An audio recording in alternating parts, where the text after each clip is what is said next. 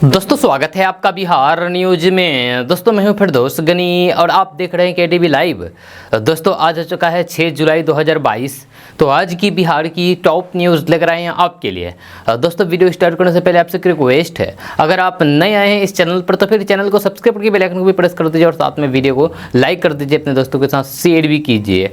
तो चलिए दोस्तों स्टार्ट करते हैं आज की पूरे बिहार की टॉप न्यूज़। दोस्तों वीडियो स्टार्ट करने से पहले आपको बता दें कि अगर आप हमारे केटीवी लाइव की व्हाट्सएप ग्रुप में ज्वाइन होना चाहते हैं तो नीचे इस वीडियो के डिस्क्रिप्शन में लिंक है, वहां से जाकर के आप ज्वाइन हो सकते हैं। साथ ही अगर आप हमारे फेसबुक पेज में भी ज्वाइन होना चाहते हैं तो वही नीचे डिस्क्रिप्शन में ही आपको फेसबुक पेज का लिंक दिया गया है, वहां से जाकर के आप फेसबुक पेज और व्हाट्सएप ग्रुप दोनों में ज्वाइन हो सकते हैं और लेटेस्ट ताज़ा न्यूज़ पढ़ सकते हैं।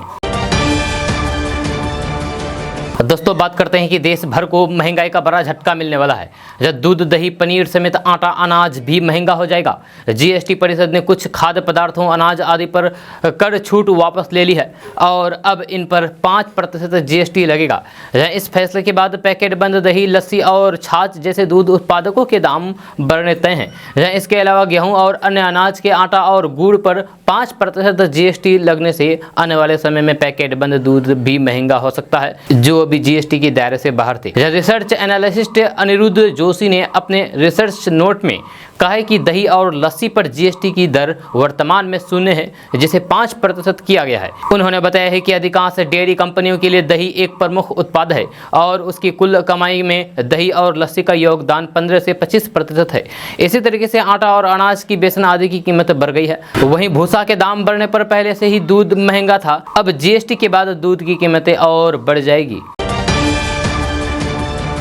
दोस्तों बात करते हैं कि एनडीए की तरफ से राष्ट्रपति चुनाव में उम्मीदवार द्रौपदी मुर्मू कल अलग अलग राजनीतिक दलों से अपना समर्थन मांगने पटना पहुंची। सीएम नीतीश कुमार सहित अन्य नेताओं ने भी उनको अपना समर्थन दिया है। नीतीश कुमार ने कहा है कि उनको उम्मीदवार बनाकर के पीएम मोदी ने ऐतिहासिक फैसला लिया है। सीएम नीतीश कुमार ने कहा है कि द्रौपदी मुर्मू आप निश्चित रहिए, आप भारी बहुमत से जीतेंगी। आप विधायक, मंत्री और राज्यपाल भी रह चुकी हैं। वहीं पटना के मोरिया होटल में आयोजित कार्यक्रम को संबोधित करते हुए द्रौपदी मुर्मू ने कहा है कि भगवान बुद्ध की पावन धरती पर आप सब से मिलकर के हमें खुशी हुई। ये धरती गुरु गोविंद सिंह, महाकवि विद्यापति, डॉक्टर राजेंद्र प्रसाद, अनुग्रह नारायण सिंह, जगजीवन राम और सम्राट अशोक की धरती रही है। देश के यशस्वी प्रधानमंत्री ने हमें उम्मीदवार बनाया है। आज हम आप सबके बीच राष्ट्रपति पद के उम्मीदवार के रूप में बहुमूल्य समर्थन मांगने आए हैं। दोस्तों बात करते हैं कि केंद्र सड़क परिवहन और राजमार्ग मंत्री नितिन गडकरी ने कहा है कि अगले 1 साल के अंदर इलेक्ट्रिक गाड़ियों की कीमत पेट्रोल कारों की लागत के बराबर हो जाएगी। ये खबर कार और बाइक चलाने वालों को बहुत ही सुकून देने वाली है। केंद्रीय मंत्री नितिन गडकरी ने कहा है कि प्रौद्योगिकी और हरित ईंधन में तेजी से प्रगति से इलेक्ट्रिक ऑटोमोबाइल की लागत कम हो जाएगी, यानी कि इससे आम लोगों को फायदा होगा। अगले 2 साल में पेट्रोल से चलने वाले गाड़ियों के बराबर इलेक्ट्रिक गाड़ियों की कीमत हो जाएगी। केंद्रीय मंत्री नितिन गडकरी ने कहा है कि आने वाले समय में एक क्रांति ला सकता है। दोस्तों खबर है all India United democratic front यानी कि AIUDF के अध्यक्ष और सांसद बदरुद्दीन अजमल ने गो हत्या ना करने की अपील की है। दरअसल 10 जुलाई को ईद उल अजहा यानी कि बकरीद मनाई जानी है। इसी के चलते बदरुद्दीन अजमल ने यह अपील की है। बदरुद्दीन अजमल ने मुस्लिम समुदाय से अपील करते हुए कहा है कि बकरीद पर गायों की कुर्बानी देने से परहेज करें, क्योंकि भारत कई अलग अलग समुदायों और धर्मों के लोगों का देश है। सनातन धर्म के मानने वाले हिंदू गायों को एक पवित्र के रूप में पूजते हैं। हिंदू गाय को मां मानते हैं। इस तरह के कृत्य से उनकी भावनाओं को ठेस पहुंचेगी, इसलिए किसी और पशु की बलि देना अच्छा फैसला होगा। अपनी कट्टर मुस्लिम छवि के लिए मशहूर बदरुद्दीन अजमल की इस अपील को सुनने के बाद एक ही चीज दिमाग में आती है कि अब इससे ज्यादा अच्छे दिन क्या होंगे। आपको बता दूं कि बदरुद्दीन अजमल के मुंह से ऐसी बातें सुनकर के कोई भी चौंक जाएगा, क्योंकि असम में लंबे समय से बदरुद्दीन अजमल मुस्लिमों की ही सियासत करते चले आ रहे हैं। 3 तलाक से लेकर के CAA तक अजमल हर उस मुद्दे के खिलाफ कड़े दिखाई दिए जो मुस्लिम समुदाय से जुड़ा हुआ होता है। लेकिन फिलहाल देश में जिस तरीके का माहौल बना हुआ है, समझना बहुत ही मुश्किल नहीं है कि बदरुद्दीन अजमल ने गाय की कुर्बानी ना देने की अपील क्यों की है। दोस्तों दोस्तों बात करते हैं कि बिहार के पूर्व मुख्यमंत्री लालू प्रसाद यादव ने 26 साल पहले अपनी पार्टी राष्ट्रीय जनता दल यानी कि आरजेडी की स्थापना की थी। जनता दल से अलग होते हुए लालू प्रसाद यादव ने जब आरजेडी की बुनियाद डाली थी तो फिर उस वक्त उनके सामने बड़ी राजनीतिक चुनौती थी। लेकिन पिछले 26 सालों में राष्ट्रीय जनता दल ने बिहार की राजनीति से लेकर के केंद्रीय राजनीति तक अपना दखल बनाए रखा। इस दौरान पार्टी कई बार बेहद कमजोर भी नजर आई और संघर्ष के साथ उसमें उभार भी देखने को मिला। आज राष्ट्रीय जनता दल का 26वां स्थापना दिवस है। जहां स्थापना दिवस के मौके पर लालू प्रसाद यादव जेल में तो नहीं है, लेकिन फिलहाल अस्पताल में होने की वजह से नेताओं और फिर कार्यकर्ताओं में मायूसी है। कंधा फ्रैक्चर होने के कारण लालू प्रसाद यादव फिलहाल पटना के पारस अस्पताल में एडमिट है और उनका इलाज चल रहा है। परिवार के बाकी लोग भी लालू प्रसाद यादव की तीमारदारी में लगे हुए हैं। ऐसे में स्थापना दिवस समारोह का जश्न थोड़ा फीका हो गया है। हालांकि पार्टी की तरफ से जिला मुख्यालय स्तर पर स्थापना दिवस समारोह का आयोजन किया गया।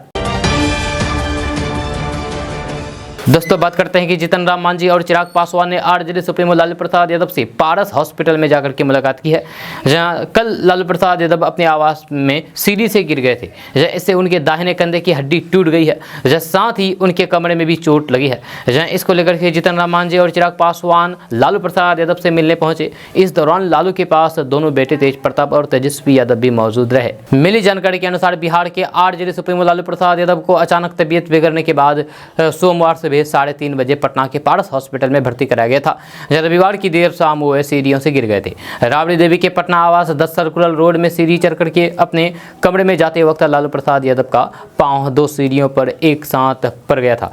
गिरने के कारण उनके दाएं कंधे में फ्रैक्चर आ गया और फिर कमर में भी काफी चोट लगी है। दोस्तों बात करते हैं कि साल 2023 में नागालैंड में होने वाले विधानसभा चुनाव को लेकर के जेडीयू ने अपनी तैयारी शुरू कर दी है। जहां नागालैंड विधानसभा चुनाव को लेकर के पार्टी के राष्ट्रीय अध्यक्ष ललन सिंह ने बड़ा ऐलान किया है। ललन सिंह ने कहा है कि जेडीयू नागालैंड में अपने दम पर चुनाव लड़ेगी। नागालैंड विधानसभा चुनाव में किसी दूसरे दल से जेडीयू का गठबंधन नहीं होगा। ललन सिंह ने बताया है कि साल 2018 में नागालैंड में पार्टी ने चुनाव लड़ा था। नागालैंड में जेडीयू को 5.6% वोट मिले थे। एक सीट पर पार्टी की उम्मीदवार की जीत भी हुई थी।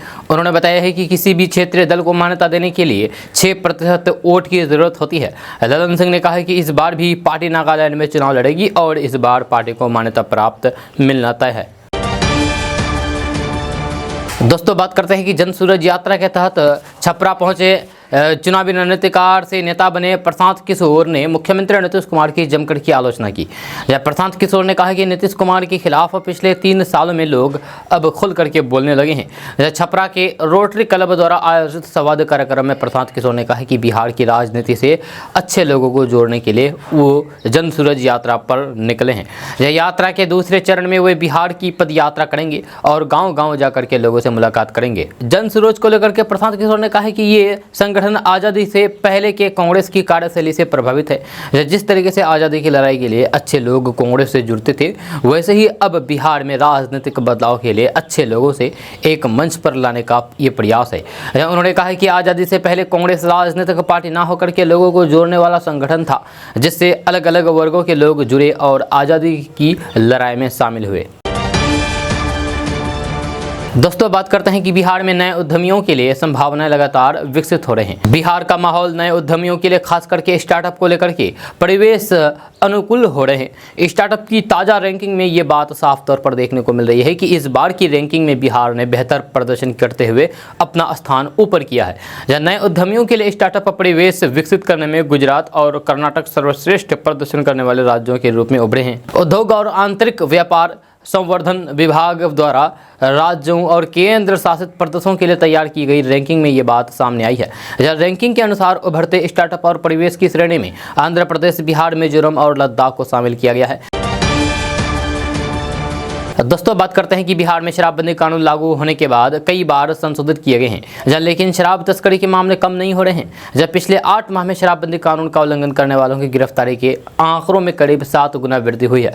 नवंबर में मुख्यमंत्री की समीक्षा के समय मद्य निषेध एवं उत्पाद विभाग हर दिन औसत 24 लोगों को गिरफ्तार करता था, जो इस साल जून में बढ़कर के 162 तक पहुँच गया है। मद्य निषेध एवं उत्पाद विभाग से जानकारी दी गई है कि अवैध शराब पर रोक लगाने के लिए पटना में 5 अनुमंडल में बांट कर की कार्रवाई शुरू कर दी गई है। 5 टीमें प्रमंडलवार कार्रवाई कर रही है। हर दिन इसकी रिपोर्ट मुख्यालय को भेजी जा रही है। साथ ही साथ पटना के आसपास के इलाके छपरा, वैशाली और भोजपुर में अवैध शराब तस्करी को रोकने के लिए ड्रोन का सहारा लिया जा रहा है। दोस्तों बात करते हैं कि आरजेडी के अध्यक्ष लालू प्रसाद यादव की बेटी रोहिणी आचार्य ने पिता की भावुक कर देने वाली तस्वीरें शेयर की है। इसमें लालू प्रसाद यादव को हॉस्पिटल में भर्ती दिखाया गया है। इसमें लालू प्रसाद यादव काफ़ी कमजोर और बीमार लग रहे हैं। उनके चेहरे पर बाइस्पेप जैसा यंत्र भी लगा हुआ दिखाई दे रहा है। जहाँ अस्पताल के भीतर वार्ड की तस्वीरें शेयर करते हुए रोहिणी आचार्य ने लिखा है कि पापा उनके लिए हीरो की तरह है, जिनके जल्द ठीक होने की कामना करती है। लालू प्रसाद यादव की बेटी रोहिणी आचार्य ने अपने ट्विटर अकाउंट पर जो तस्वीरें शेयर की है उसमें दिख रहा है कि लालू प्रसाद यादव के चेहरे पर ऑक्सीजन मास्क लगा हुआ है और वे बेहद कमजोर दिख रहे हैं। जब रोहिणी आचार्य ने अपने ट्वीट में लिखा है कि मेरे हीरो, मेरा सपोर्ट पापा, जल्द ही ठीक हो जाइए। जब वे और मीसा भारती वीडियो कॉल के जरिए पिता लालू प्रसाद यादव को देख रही है। इसमें वे भावुक दिख रही है। फोटो के साथ रोहिणी आचार्य ने आगे लिखा है कि हर बाधाओं से जिसने पाई है मुक्ति, करोड़ों लोगों की दुआएं हैं उनकी शक्ति।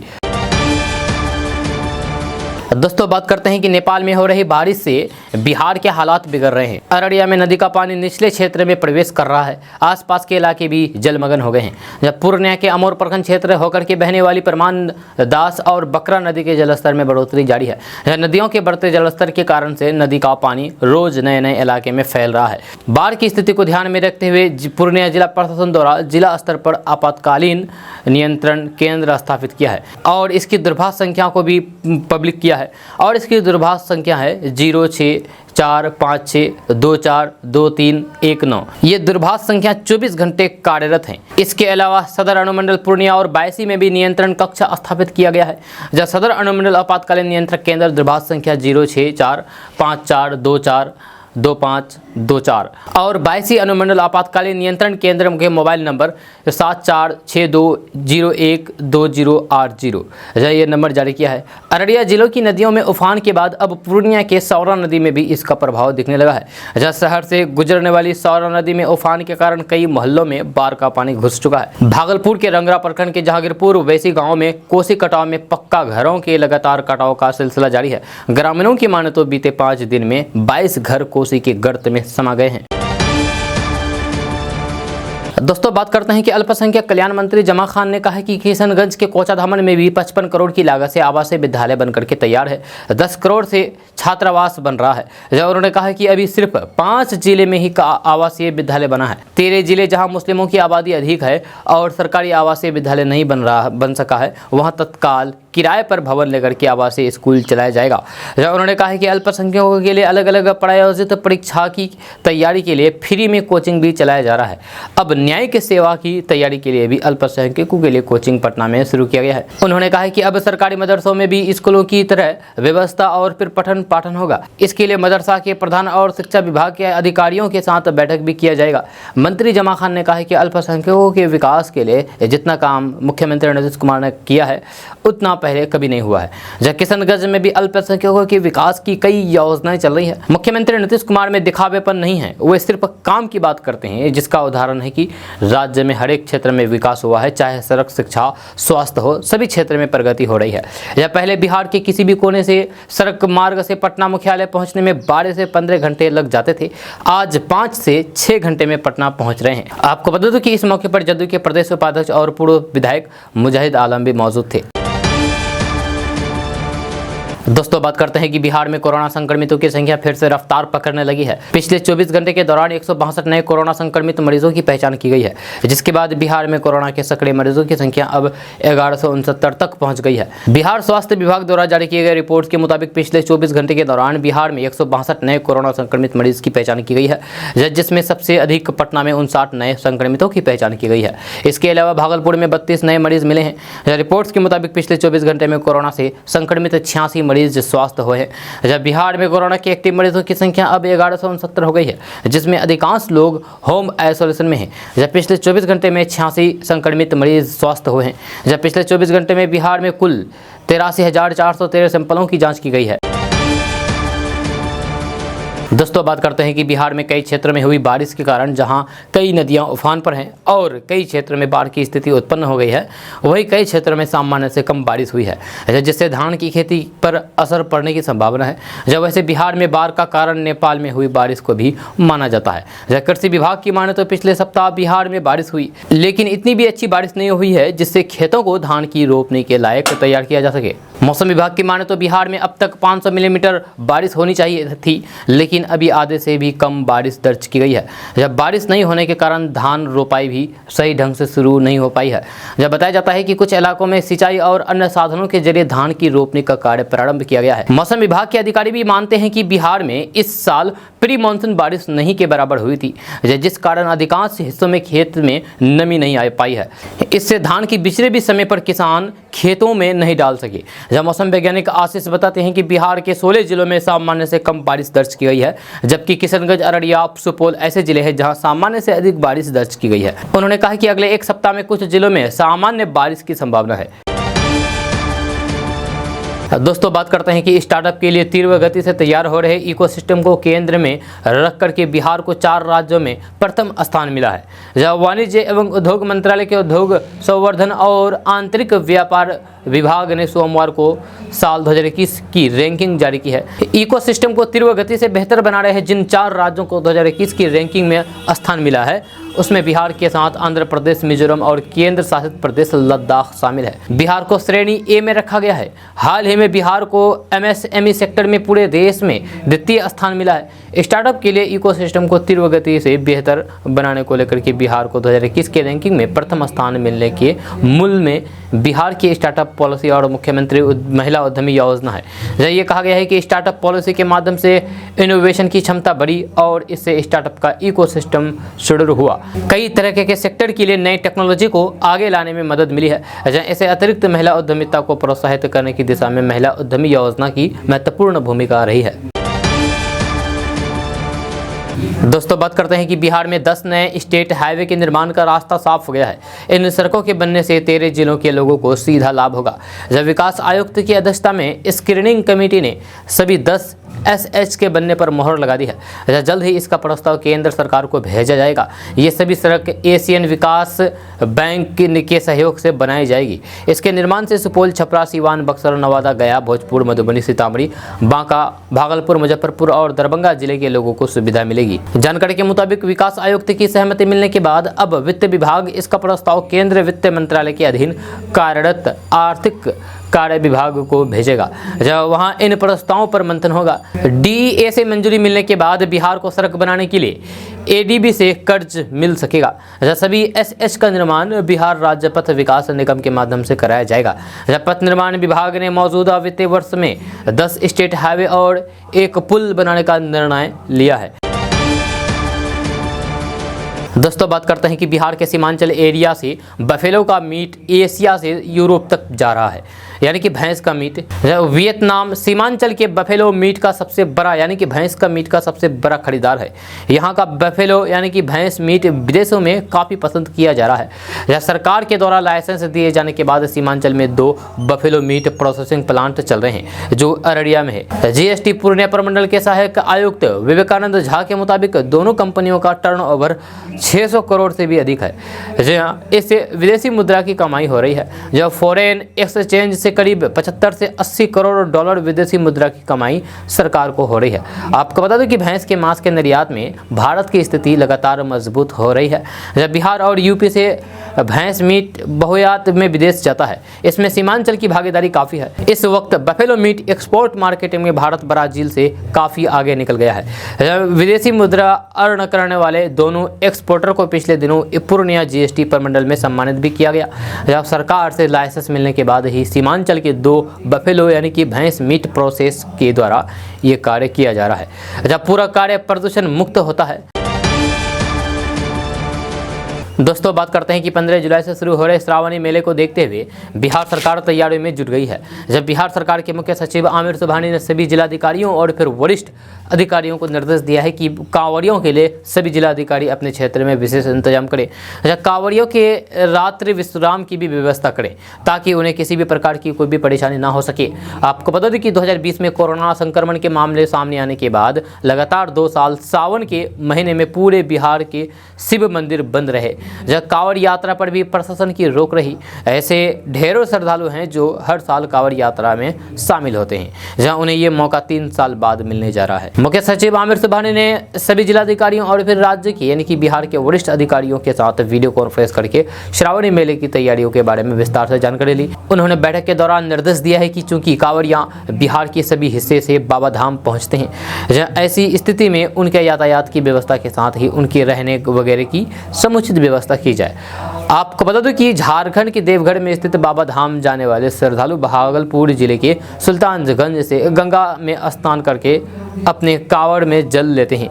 जहाँ सुल्तानगंज से देवघर तक पूरे 1 महीने मेला लगा रहता है। दोस्तों बात करते हैं कि हर दिन डीजल की कीमतों में हो रहे बदलाव के चलते राजधानी पटना में आज डीजल के दाम 94 लीटर पहुंच गया है। वहीं पेट्रोल के दाम में फिर से बढ़ोतरी हुई है। जब बढ़ोतरी के बाद पटना में पेट्रोल 107 रुपये 24 पैसे प्रति लीटर पर बिक रहा है। जहाँ हर दिन सुबह 6 बजे पेट्रोल और डीजल की नई कीमतें जारी कर दी जाती है, जिसके बाद सुबह 6 बजे से ही नए रेट लागू हो जाते हैं। आपको बता दूं कि पेट्रोल और डीजल के दाम में excise duty, dealer commission, VAT और अन्य चीज़ें जुड़ जाने की वजह से इनका दाम मूल्य भाव से लगभग 2 गुना हो जाता है। इस वजह से पेट्रोल डीजल के दाम इतने अधिक हैं। अगर आप पेट्रोल डीजल के लेटेस्ट रेट चेक करना चाहते हैं तो फिर आप बड़ी आसानी से घर बैठे इसे कर सकते हैं। दरअसल इसके लिए तेल कंपनियां SMS के माध्यम से रेट चेक करने की सुविधा देता है। रेट चेक करने के लिए इंडियन ऑयल यानी कि IOC के उपभोक्ताओं को RSP लिख करके 9224992249 पर भेजना होगा। वहीं HPCL के कस्टमर HPPRICE लिख करके 9222220122 पर और BPCL कस्टमर RSP लिख करके 9223112222 पर SMS करें और फिर अपने शहर में चल रहे पेट्रोल डीजल के रेट चेक करें। दोस्तों बात करते हैं कि बिहार और पश्चिम बंगाल के लोगों के लिए बड़ी खुशखबरी है। जल्द ही बिहार और पश्चिम बंगाल के बीच 17 रूटों पर बस चलेंगी। इसमें बिहार समेत पश्चिम बंगाल के कई जिले शामिल हैं। इसके शुरू होने से यात्रियों को काफ़ी सुविधा होगी। लोगों को अपने जिले में ही पश्चिम बंगाल जाने के लिए बस सुविधा मिलेगी। दरअसल पिछले दिनों परिवहन विभाग ने बिहार से पश्चिम बंगाल जाने वाले इन रूटों के लिए बस संचालकों से आवेदन मांगा था, जिसके बाद बस मालिकों ने विभाग को अपना आवेदन सौंप दिया है। बताया जा रहा है कि विभागीय प्रक्रिया को पूरा करने के बाद अब मालिकों को 17 तय रूटों पर बस चलाने की अनुमति दी जाएगी। दोस्तों बात करते हैं कि बिहार सरकार ने नदियों के उफान और उसके पानी के बहाव की तीव्रता को रोकने के लिए उसे डायवर्सन नहर में भेजने की योजना बनाई है। इसके लिए व्यापक कार्य योजना बना करके काम होगा। यह न केवल बाढ़ के प्रसार को रोकेगा बल्कि तटबंधों पर पड़ रहे अनावश्यक दबावों को भी कम करेगा। यही नहीं, इससे सिंचाई के लिए भी किसानों को व्यापक सुविधाएं मिलेगी। उन्हें जरूरत का पानी अपने नहरों से मिल सकेगा। इस योजना से जान माल की हानि को भी कम किया जा सकेगा। जल संसाधन विभाग ने इसके लिए अपने सभी बाढ़ जोन को कार्य योजना बनाने को कहा है। दरअसल बिहार इस समय बाढ़ और फिर सूखे दोनों से लड़ रहा है। जहां उत्तर बिहार में बाढ़ की समस्या लगातार विकराल होती जा रही है, तो वहीं दक्षिण बिहार का बड़ा हिस्सा सूखे की चपेट में है। दक्षिण बिहार की 23 नदियां अब भी सूखे पड़ी है, जबकि उत्तर बिहार की सारी प्रमुख नदियां खतरे के निशान को या तो पार कर चुके हैं या फिर उसके बेहद करीब है। अन्य सारी नदियों का जलस्तर भी बढ़ रहा है। जब बिहार का दोनों इलाका अलग अलग प्राकृतिक आपदा झेल रहे हैं, ऐसे में जल संसाधन विभाग इससे निपटने के लिए अपने स्तर से भी योजना बना रहा है। इसी के तहत फिलहाल उग्र होती नदियों के पानी को डायवर्सन नहर में भेजने की तैयारी है। जहां इस समय उत्तर बिहार की नदियों में जबरदस्त उफान है। जब बड़ी नदियों को कौन कहे, छोटी छोटी नदियां भी प्रलय ढा रही है। ऐसे में विभाग की योजना है कि इनके पानी को ज़्यादा से ज़्यादा फैला दिया जाए। इसके 2 सीधा फायदा है। जब पहला फायदा तो यह है कि नदियों के उफान पर ब्रेक लगेगा। दूसरा फायदा यह है कि खेती के लिए पानी की सहज उपलब्धता होगी। आपको बता दूं कि बिहार में इस समय 2 बड़ी नहर प्रणालियां हैं जो बाढ़ के प्रभाव को कम कर सकती है। इसमें कोसी नहर प्रणाली और गंडक नहर प्रणाली है। सोन में तो पानी ही नहीं है, लिहाजा इसके नहर में भी पानी की उपलब्धता कम है नहीं है। दोस्तों बात करते हैं कि बिहार में 6 जुलाई को बीएड कॉलेजों में एडमिशन के लिए संयुक्त प्रवेश परीक्षा का आयोजन किया जाएगा। जब मीडिया रिपोर्ट्स के अनुसार इस एग्जाम में प्रवेश के करीब 1,80,000 कैंडिडेट शामिल होंगे। जहां बिहार में ज़्यादातर जिलों में परीक्षा सेंटर बनाए गए हैं। हालांकि सबसे ज़्यादा एग्जाम सेंटर राजधानी पटना में है। कैंडिडेट्स को अपना एडमिट कार्ड ले जाना अनिवार्य होगा। जब परीक्षा के लिए एडमिट कार्ड पहले ही जारी कर दिया जा चुका है। जिन कैंडिडेट्स ने अभी तक एडमिट कार्ड डाउनलोड नहीं किया है वे कैंडिडेट्स आधिकारिक वेबसाइट biharcetbed_inmu.in पर जाकर के अपना कार्ड डाउनलोड कर सकते हैं। दोस्तों बात करते हैं कि बिहार में मानसून कमजोर पड़ गया है। आज से बिहार में गर्मी बढ़ेगी। मौसम विज्ञान केंद्र पटना की ओर से आज से अगले 3 दिनों तक वर्षा को लेकर के कोई भी चेतावनी नहीं दी गई है। हालांकि कहीं कहीं छिटपुट वर्षा हो सकती है, नहीं भी हो सकती है, लेकिन उमस भरी गर्मी पूरे बिहार में रहने की उम्मीद है। जहाँ आज तापमान में ज़्यादा बढ़ोतरी नहीं होगी, लेकिन हवा नहीं चलने के कारण उमस भरी गर्मी रहेगी। जब बिहार के सभी जिलों की बात करें तो आज 35 से 37 डिग्री तक तापमान रहेगा। जब मौसम वैज्ञानिकों की माने तो बिहार के ऊपर ट्रफ लाइन सामान्य से नीचे और लो प्रेशर एरिया नहीं बनने के कारण भारी वर्षा की संभावना नहीं है। जब बिहार में पूर्वी और दक्षिणी पूर्वी हवा का प्रभाव बने रहने से उमस बनी रहेगी। दोस्तों बात करते हैं कि पटना के राजीव नगर थाना के अंतर्गत नेपाली नगर दीघा के इलाके में मकान तोड़ने के मामले में प्रशासन चौतरफा घिरता दिख रहा है। जब पटना हाई कोर्ट ने अतिक्रमण हटाओ के नाम पर मकानों को तोड़ने की कार्रवाई तत्काल रोकने के साथ ही जिला प्रशासन से इस मामले पर विस्तार से जवाब मांगा है। जब दूसरी तरफ दीघा से भाजपा के विधायक ने पूरी कार्रवाई पर सवाल उठाते हुए कहा है कि इसके लिए पटना के डीएम चंद्रशेखर सिंह ही पूरी तरीके से जिम्मेदार है। जनाधिकार पार्टी के प्रमुख पप्पू यादव ने भी जिला प्रशासन के रवैये पर सवाल उठाए हैं। जब वहीं बिहार राज्य आवास बोर्ड के पूर्व एमडी ने भी कार्रवाई को गलत बताया है। आपको बता दें कि राजीव नगर और दीघा की विवादित जमीन पर दूसरे पक्ष यही आवास बोर्ड है। दोस्तों बात करते हैं कि खुद की सुरक्षा के लिए लोग हेलमेट पहन करके बाइक चलाते हैं, लेकिन अब एक ऐसा हेलमेट बाजार में आ गया है जो न सिर्फ आपकी सुरक्षा करेगा बल्कि आपकी बाइक को चोरी होने से भी बचाएगा। जब बिहार बाल भवन किलकारी के विज्ञान के छात्र और बाल वैज्ञानिक राजा कुमार केसरी ने कुछ ऐसा ही कमाल कर दिखाया है। उन्होंने smart helmet with 3 rule traffic system तैयार किया है। इस सिस्टम की 3 खासियत है। पहला, बाइक चोरी होने से बचाएगा। दूसरा, शराब पीकर के बाइक चालू करेंगे तो फिर ये स्टार्ट नहीं होगी। और ट्रिपल लोडिंग में बाइक बंद हो जाएगी। राजकुमार केसरी का smart helmet with 3 rules traffic system sensor पर आधारित है। इसे हेलमेट में बड़ी ही आसानी से लगाया जा सकता है। बाइक और हेलमेट में सेंसर लगाया गया है। हेलमेट यदि बाइक से 5 मीटर के अंदर में है तो ही आपकी बाइक स्टार्ट होगी। जहां आपका हेलमेट आपके बाइक से 5 मीटर के रेंज से बाहर है तो फिर आपकी बाइक स्टार्ट नहीं होगी। इससे आपकी बाइक सुरक्षित रहेगी, यानी कि चोरी नहीं होगी। डुप्लीकेट चाबी से भी बाइक स्टार्ट नहीं होगी। बाइक के इंटरनल सर्किट में सिस्टम लगाया गया है। दोस्तों बात करते हैं कि बिहार में अब सभी राशन कार्ड धारकों को आयुष्मान भारत जन आरोग्य योजना की तर्ज पर इलाज की सुविधा मिलेगी।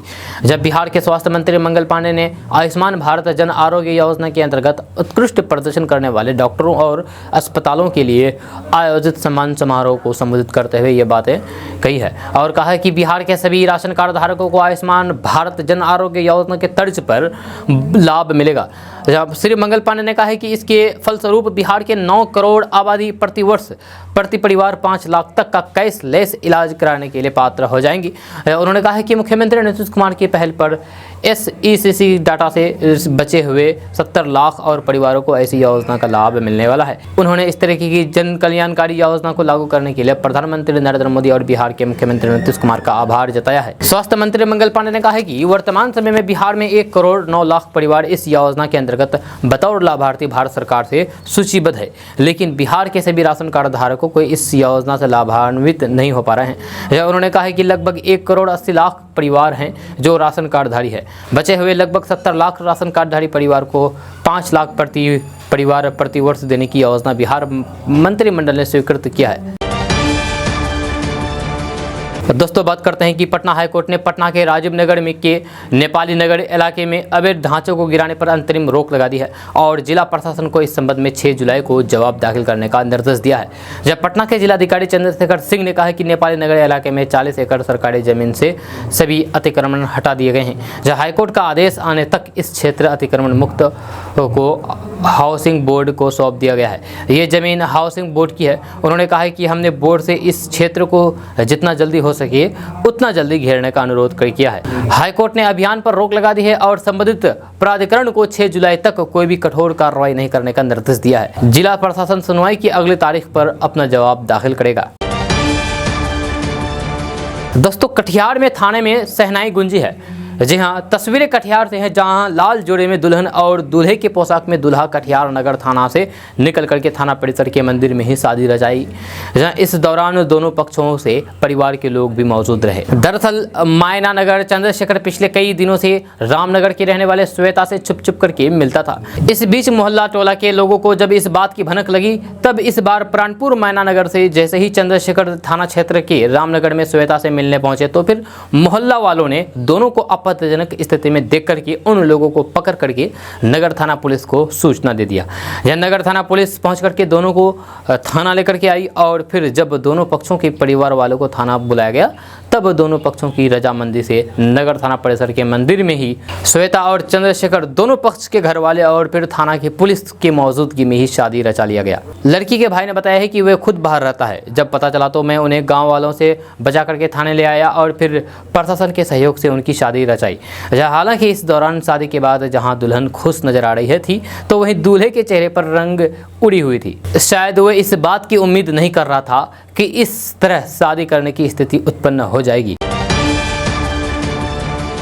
दोस्तों बात करते हैं कि बिहार के पूर्णिया जिला के सरसी थाना क्षेत्र में 2 बच्चों की डूबने से जान चली गई। अच्छा, मामला कचहरी बलुआ पटवारी टोला के वार्ड नंबर 6 का है। बताया जाता है कि कोमल कुमारी और मन्नू कुमार नामक 2 बच्चे नदी में नहाने के लिए गए थे। उसी दौरान बच्चों का पैर फिसल गया और फिर वे नदी में डूब गए। दोनों बच्चे रिश्ते में भाई बहन बताए जाते हैं। घटना के बाद मृतक के परिवार वाले का रो रो करके बुरा हाल है। एक ही घर से भाई बहन की अर्थी उठने से पूरे गाँव में मातमी सन्नाटा पसरा हुआ है। लोगों को यकीन नहीं हो रहा है कि दोनों मासूम अब इस दुनिया में नहीं हैं। नदी में नहाने के दौरान यह हादसा कैसे हुआ ठीक ठाक पता नहीं चल। दोस्तों बात करते हैं कि छत्तीसगढ़ की पुलिस ने यूपी पुलिस को बिना बताए जी न्यूज़ के एंकर रोहित रंजन को गिरफ्तार करने की कोशिश की। जहां रोहित रंजन गाजियाबाद के इंदिरापुरम में रहते हैं। छत्तीसगढ़ पुलिस उनके घर के अंदर पहुंची और फिर उन्हें गिरफ्तार करने की कोशिश की। रोहित रंजन ने इस बारे में ट्वीट करके बताया है भी, जहां उन्होंने लिखा है कि बिना लोकल पुलिस को जानकारी दिए छत्तीसगढ़ पुलिस मेरे घर के बाहर मुझे अरेस्ट करने के लिए खड़ी है। क्या यह कानूनन सही है? इस पर गाजियाबाद पुलिस ने भी ट्वीट किया है। जब पुलिस की ओर से लिखा गया है कि प्रकरण अस्थायी पुलिस के संज्ञान में है। जब थाना इंदिरापुरम पुलिस मौके पर है, नियम अनुसार कार्रवाई की जाएगी। छत्तीसगढ़ की पुलिस सुबह 5 बजे के करीब रोहित रंजन के घर पर पहुंची थी। जहां रोहित रंजन जिस सोसाइटी में रहते हैं वहां का सिक्योरिटी गार्ड पुलिस को रोकता रहा, लेकिन छत्तीसगढ़ पुलिस नहीं रुकी। जब पुलिस ने गार्ड का फोन छीना और फिर वहां से चले गए। दोस्तों बात करते हैं कि जदयू नेता और केंद्रीय मंत्री आरसीपी सिंह की एक तस्वीर ने बिहार के राजनीतिक गलियारों में हलचल मचा दी है। इन तस्वीरों में आरसीपी सिंह कुछ भाजपा नेताओं के साथ नजर आ रहे हैं। यह तस्वीर सामने आने के बाद हर तरफ आरसीपी सिंह के भाजपा में शामिल होने की चर्चा होने लगी है, लेकिन इस चर्चा को भ्रामक और गलत बताते हुए कई स्तर पर खारिज कर दिया गया है और ये भी साफ कर दिया गया है कि आरसीपी सिंह भाजपा में शामिल नहीं हुए हैं। ट्विटर पर तेलंगाना बीजेपी की तरफ से एक तस्वीर ट्वीट किया गया जिसमें लिखा गया था कि श्री आरसीपी सिंह का राष्ट्रीय कार्यकारिणी में आगमन पर भव्य स्वागत, जिसकी वजह से ये गलतफहमी फैल गई। आरसीपी सिंह के समर्थकों ने इस पर स्पष्ट शब्दों में कहा है कि वे एक कमेटी की बैठक में हिस्सा लेने के लिए हैदराबाद गए थे। इसी वजह से ये अफवाह फैल गई कि आरसीपी सिंह भाजपा में शामिल होंगे। जब बीजेपी नेताओं ने आरसीपी सिंह के पार्टी में शामिल होने की खबर से इनकार किया है। यह पार्टी के वरिष्ठ नेता सुशील कुमार मोदी ने एक ट्वीट करते हुए लिखा है कि यह समाचार पूरी तरीके से भ्रामक है, फर्जी है। वे सरकारी कार्यक्रम के सिलसिले में हैदराबाद आए होंगे और एयरपोर्ट पर मौजूद भाजपा कार्यकर्ताओं ने स्वागत किया। दोस्तों आज का न्यूज़ बस यहाँ तक। कैसा लगा जरूर अपना सुझाव दीजिएगा नीचे कमेंट बॉक्स में कमेंट करके। अगर आप नए आए हैं इस चैनल पर तो फिर चैनल को सब्सक्राइब करके बेल आइकन को भी प्रेस कर दीजिए और साथ में वीडियो को लाइक कर दीजिए, अपने दोस्तों के साथ शेयर भी कीजिए। तो चलिए दोस्तों फिर मिलते हैं कल की वीडियो में, तब तक के लिए जय हिंद जय बिहार।